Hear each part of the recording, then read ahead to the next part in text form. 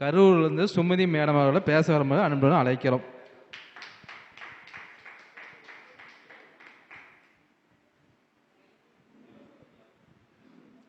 அனைவருக்கும் வணக்கம். மாதா பிதா குரு தெய்வம் அனைவரையும் வணங்கி நான் என் உரையை தொடங்குகிறேன். என்னுடைய குருநாதர் சூரியனார் சுந்தரராஜன் ஐயா அவர்களையும் வணங்கி நான் என் உரையை தொடங்குகிறேன். என்னை பொறுத்த வரைக்கும் ஜாதகம் அப்படின்றது ஒரு 80% தான். 20% நம்ம கையில் கிடையாது அப்படின்றது தான் என்னோட கருத்து. லக்னம் அப்படின்றத பற்றி பார்த்தோம் அப்படின்னம்னா, லக்னம் அப்படின்றது நம்மளோட சிந்தனை.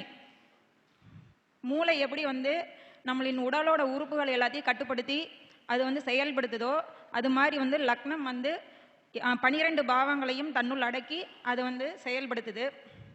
லக்னம் கெட்டு போயிருச்சு அப்படின்னா மற்ற 11 பாவங்களும் நல்லா இருந்தாலும் நம்ம அந்த 11 பாவங்களோட பலன்களை அனுபவிக்க முடியாது. அதே மாதிரி மற்ற 11 பாவங்கள் நல்லா இருந்து, அதாவது லக்னம் நல்லா இருந்து 11 பாவங்கள் கெட்டு போயிருந்தது அப்படின்னா அந்த லக்னத்தின் மூலமாக நம்ம மற்ற 11 பாவங்களை ஒரு 30-40% நம்ம சரி செய்ய முடியும். அப்போ லக்னம் நல்லா இருந்தது அப்படின்னா ஒரு ஜாதகர் எந்த ஒரு நேரத்துலையும் அவங்க வாழ்க்கையில் எவ்வளோ பெரிய கஷ்டம் வந்தாலும் தப்பிச்சுக்கிறதுக்கான வாய்ப்புகள் அதிகமாக இருக்குது.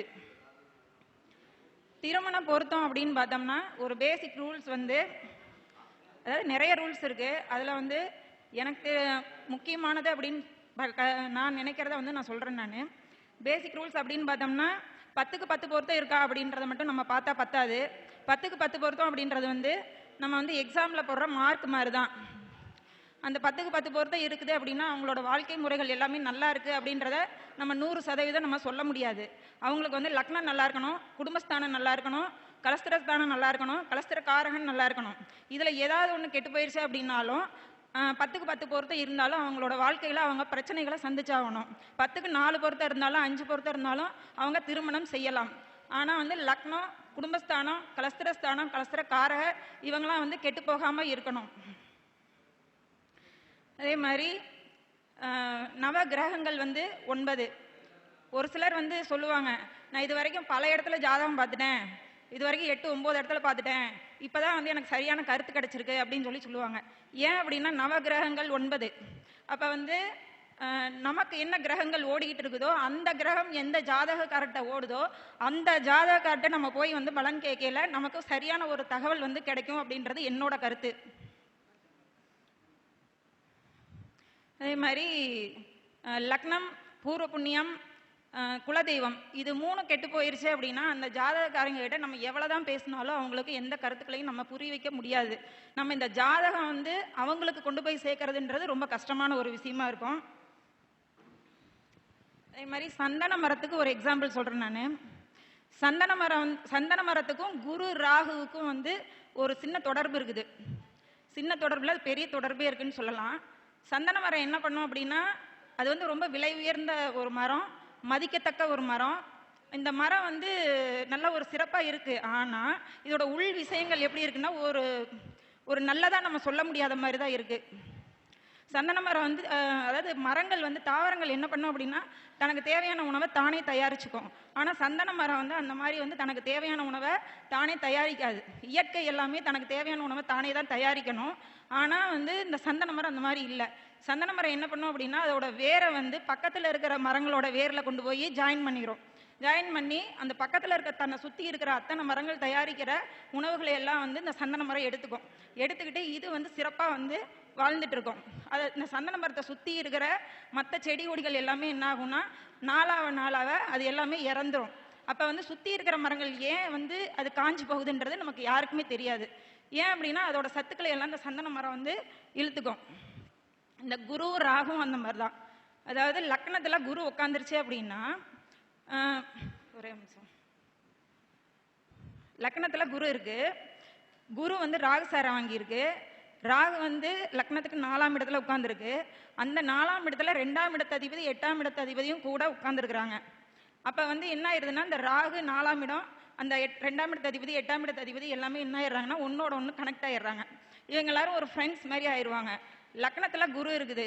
இந்த குரு இப்போ யாரோட பேச்சை கேட்கணும் அப்படின்னா ராகுவோட பேச்சு தான் கேட்கணும். குரு அப்படின்றவர் யாரு அப்படின்னா ஒரு கோயில்ல இருக்கிற மாதிரி ஒரு தெய்வம் மாதிரி. அவர் வந்து நேர்மையான ஒரு கிரகம். வெளியில எல்லாத்துக்கும் வந்து ஒரு பளிச்சுன்னு தெரியக்கூடிய ஒரு கிரகம். நேர்மையா இருப்பாரு. ஆனா ராகு எப்படி இருக்கும்னா அது ஒரு என்ன சொல்றது, ஒரு பேராசை கிரகம். பேராசை கிரகம், திருட்டு கிரகம் அப்படின்னு சொல்லலாம். ஏன்னா வந்து ராகு சனி இதெல்லாம் வந்து இருட்டோட சேர்ந்தது. அப்ப வந்து இந்த குரு வந்து ராகு சாரம் வாங்கி இருக்கிறப்ப ராகு வந்து 4ஆம் இடத்துல உட்கார்ந்துருக்குது. ராகு கூட யார் உட்கார்ந்துருக்காங்க அப்படின்னா 2ஆம் இடத்து அதிபதி 8ஆம் இடத்து அதிபதியும் உட்கார்ந்துருக்காங்க.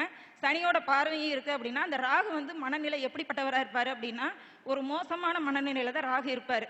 ஆனா குரு வந்து இப்ப யாரோட பேச்சை கேட்க வேண்டிய நிலைமையில இருக்கிறாருன்னா அந்த ராகுவோட பேச்சை கேட்க வேண்டிய நிலைமையில தான் இருக்கிறாரு. குரு வந்து என்னதான் நல்ல ஒரு காரகங்கள் கொண்டவராக இருந்தாலும் அவர் வந்து இப்ப யார்கிட்ட வேலை பார்க்கிறாரு அப்படின்னா ராகு கிட்ட வேலை பார்க்கிறாரு. அந்த ராகு எங்க இருக்கு அப்படின்னா 4ஆம் இடத்துல.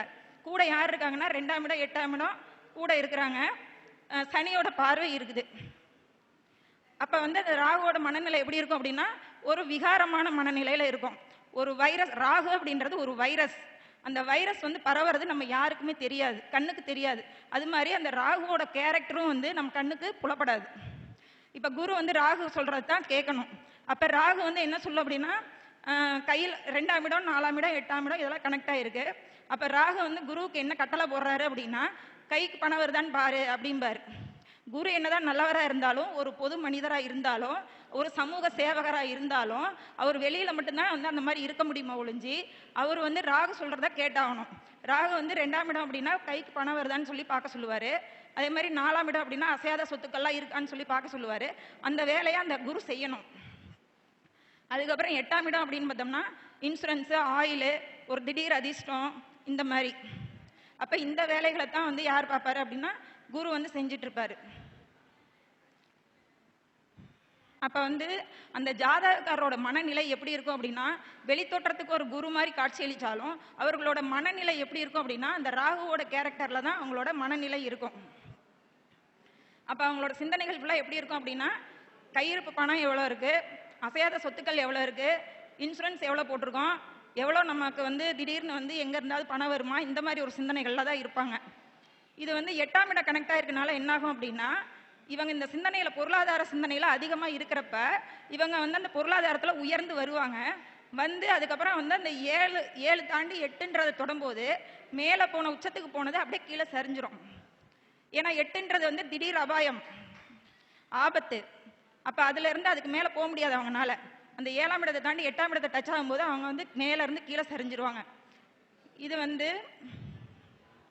இப்ப இந்த மனிதர் வந்து எப்படி இருப்பாங்கன்னா பொருளாதார சிந்தனையிலே தான் இருப்பாங்க. இதை வந்து நம்ம மற்ற பாவங்களுக்கும் நம்ம எடுத்துக்கலாம். இப்ப 2ஆம் இடத்துல இருந்ததுனால அவங்களோட சிந்தனைகள் அப்படிதான் இருக்கும். 3ஆம் இடத்துல இருந்ததுனாலும் சகோதர ஸ்தானத்துல இருந்தாலும் சகோதரன் கிட்ட இருந்து சகோதர சகோதரிகள் கிட்ட இருந்து நமக்கு பணம் வருதா அப்படின்றத அவங்க கண்டிப்பா வந்து பார்த்துட்டே தான் இருப்பாங்க. அவங்க கிட்ட இருந்து ஒரு அன்பு பாசம் இதெல்லாம் எதிர்பார்க்க மாட்டாங்க, பணத்தை மட்டும்தான் எதிர்பார்ப்பாங்க. அதே மாதிரி ஒரு தாய் ஸ்தானத்துல 4ஆம் இடத்துல உட்கார்ந்துருந்தாலும் தாய் கிட்ட இருந்து அவங்க அதைத்தான் எதிர்பார்க்க முடியும். அவங்க கிட்ட இருந்து அதான் கிடைக்கும். அந்த அன்பு பாசம் இதெல்லாம் வந்து அவங்க எதிர்பார்க்க மாட்டாங்க அந்த ஜாதகர். அதே மாதிரி கலஸ்திர ஸ்தானத்துல வந்து இதே கிரகம் குரு ராகுசாரம் வாங்கி அந்த இடத்துல இருக்கு அப்படின்னா அந்த வரும் துணையிடம் இருந்தும் அந்த ஜாதகர் அந்த மாதிரிதான் வந்து மனநிலையில எதிர்பார்த்துட்டு இருப்பாரு. அதுக்கப்புறம் பாத்தீங்கன்னா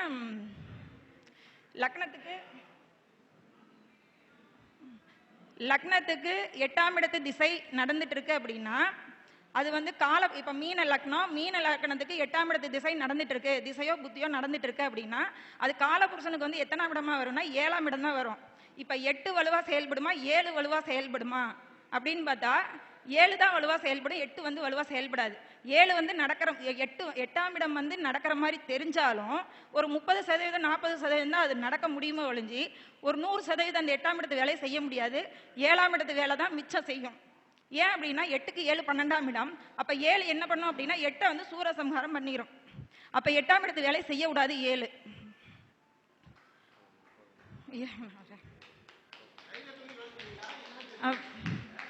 கடைசியான்னு சொல்லிக்கிறேன்.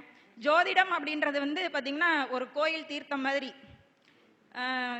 இது வந்து நம்ம வந்து அதாவது என்ன சொல்றது சொல்ல முடியாத அளவுக்கு ஒரு பெரிய கடல்.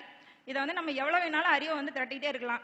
எந்த அளவுக்கு அறிவை திரட்டுறோமோ அந்த அளவுக்கு வந்து நம்ம ஒரு திறமையான ஒரு ஜோதிடரா நம்ம வலம் வர முடியும். உங்கள் வாழ்க்கை உங்கள் கையில், ஜோதிடம் உங்களுக்கு வழிகாட்டும். ஜோதிடம் அப்படின்றது ஒரு வழிகாட்டி தான். அதை வந்து நம்ம வாழ்க்கையோட ஒப்பிட்டு நம்ம வந்து இந்த ஜோதிடத்தை செயல்படுத்தணும் அப்படின்றத நான் சொல்லிக்கிறேன். நன்றி, வணக்கம். இதுவரை அருமையாக பேசிய சகோதரி அவர்களுக்கு நன்றி. அவர்களை மதிப்பு செய்தியும்.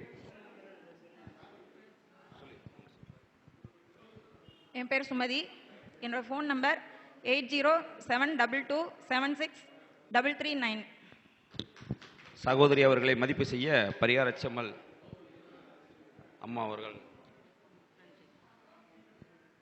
மதிப்பு செய்வார்கள்.